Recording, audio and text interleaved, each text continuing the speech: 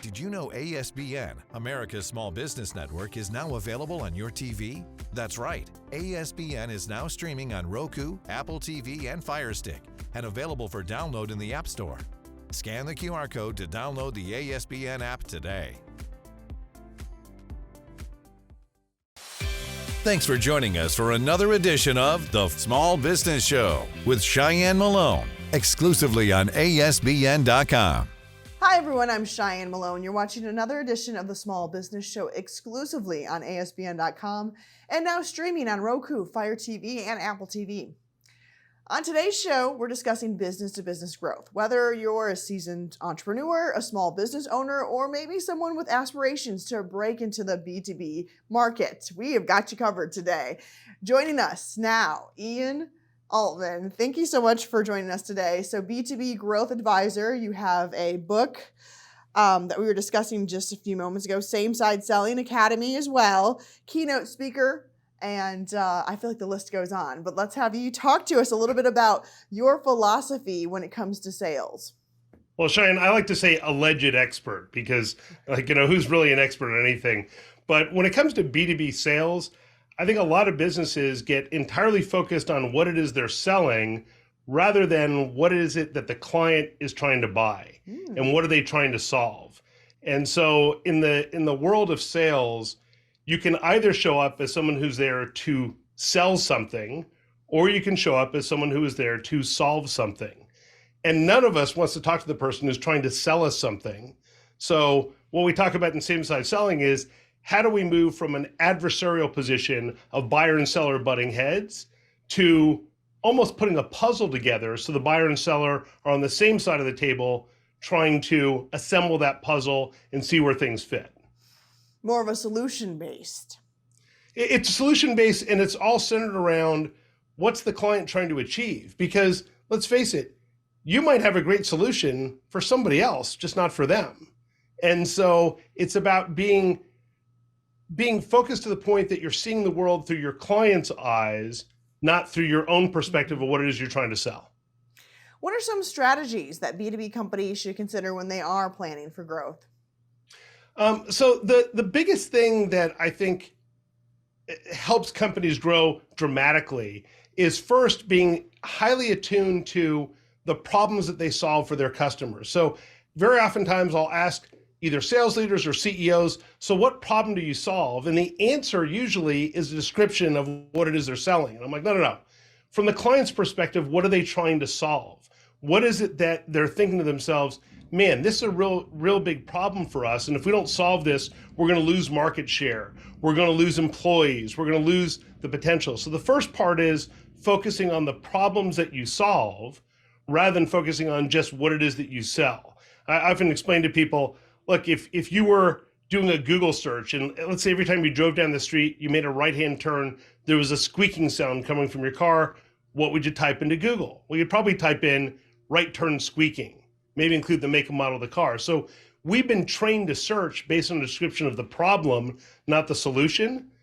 So people need to focus on the problem that they solve rather than what it is that they're selling, which sounds like often the same thing, but in the consumer world, it's different. But in the B2B space, it's a matter of someone saying, yeah, I have that problem. So for example, it could be an organization is selling technology into law firms.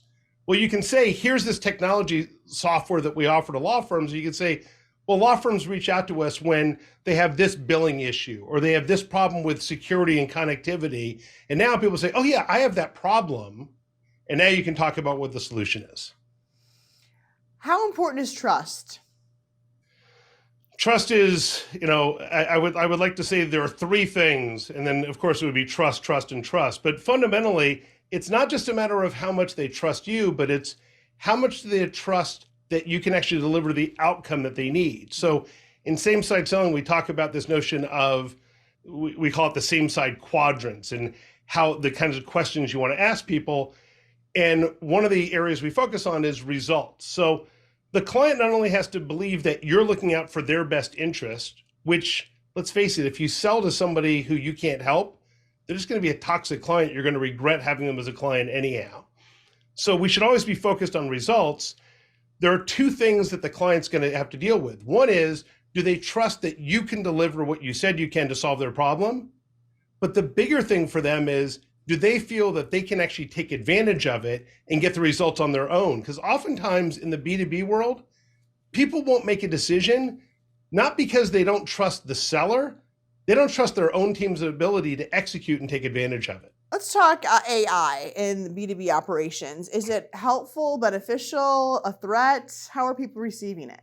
I think that AI is one of these things that is a tool like anything else. So it's not the be all end all of everything. So for example, if you can use AI to help you get better research, if you can use AI to learn more about your clients and what issues they might be facing, then AI can be an incredible asset and attribute to how you approach opportunities. I think sometimes what people look at is with any technology like AI, it's like, well, this is going to solve all my problems.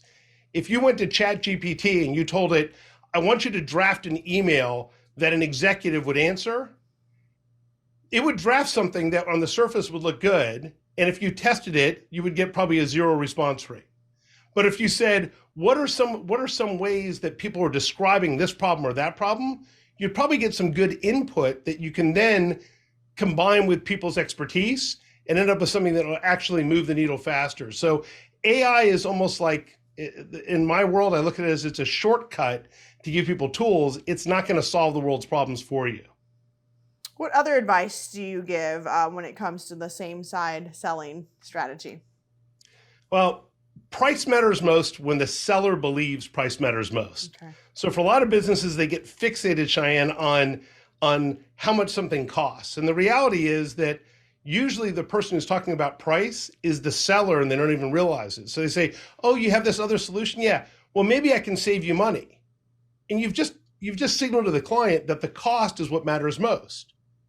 What if instead they said, oh, you already have this other solution? Okay, if we could come up with a solution that gave you better results and cost marginally more, would that be worth a discussion? And now all of a sudden you're talking about results and outcomes more so than price.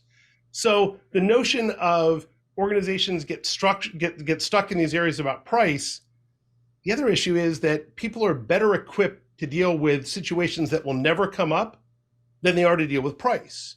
So if we asked a room full of people, if I asked them, okay, which is more likely, you're going to catch fire or you're going to face pricing pressure, they would all say, oh yeah, well, naturally I'm going to face pricing pressure, it's more likely. Then if I said, okay, what are the 3 things you're supposed to do if your clothes catch on fire? The entire room would say stop, drop, and roll. Then if I said, well, what are the 3 things your team should do if they face pricing pressure? No one would have an answer. And fundamentally, after time, they'd be like, well, I guess it's the same thing. It's stop, drop, and roll. They stop what they're doing, they drop our price, they roll over. And so instead, we need to come up with a different model so that when people face pricing pressure, they know how to deal with that, as well as they know how to deal with a situation that'll never come up, like their clothes catching fire. When you think about, some of the top performing B2Bs out there, is there one thing that they all have in common? There is, and it's funny because in our Same Side Selling Academy, we do this monthly coaching session, and we actually had it a little bit like about an hour before our conversation today, Cheyenne. And it's interesting because it's different people in our community talking about their success. The single thing that I see consistently across the board, and I'd love to say it's, oh, they're all using same side selling. That's not the case.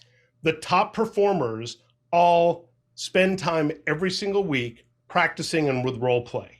So they practice real life customer scenarios so that when they come up, it's not a high pressure situation because they've dealt with it hundreds of times already internally. And so many companies will say, oh, we don't have time. We can't do that. We can't take the time to do it. And it's like, okay, so what you're telling me is you'd rather make a mistake with a real client where it costs you money than practice with a colleague and learn something. Any final thoughts, Ian? You know what? It's a real simple thing. The 3 cornerstones for success that I find in building a sales organization is 1, having a common process that everyone follows. So it's a common language. That way you're not dealing with, well, why is this person successful? That one isn't. Well, they're all doing their own thing. We should have a common process that works. The second thing is that they need a playbook that says when these common objections or obstacles come up, Here's the way we deal with them. The client says, wow, your stuff is great, Cheyenne, but you're 10% more than the other people. What do you do in that situation? So you shouldn't have to wing it. You should have a playbook that says how to deal with that. And the third is that coaching and mentoring. If you implement something where you're giving people feedback and letting them develop their skills, you'd be amazed how you can create a high-performing team. They don't necessarily have to have a sales background. For many of our clients, the top performers are people who were never in sales before. They show up as someone who's there to solve, not sell. They're just helpful. They know the marketplace, and they're the trusted advisor for their clients. So if people do that, they can be wildly successful, not even necessarily using same-side selling. Use any system and follow that formula. You'll probably be successful. Makes sense. Well said. Ian Altman, B2B Growth Advisor, founder of Same Side Selling Academy, keynote speaker, and author. Thanks so much for joining us today. I appreciate your expertise. Cheyenne, thanks so much. And thank all of you for watching the Small Business Show exclusively right here on ASBN.com and now streaming on Roku, Fire TV, and Apple TV.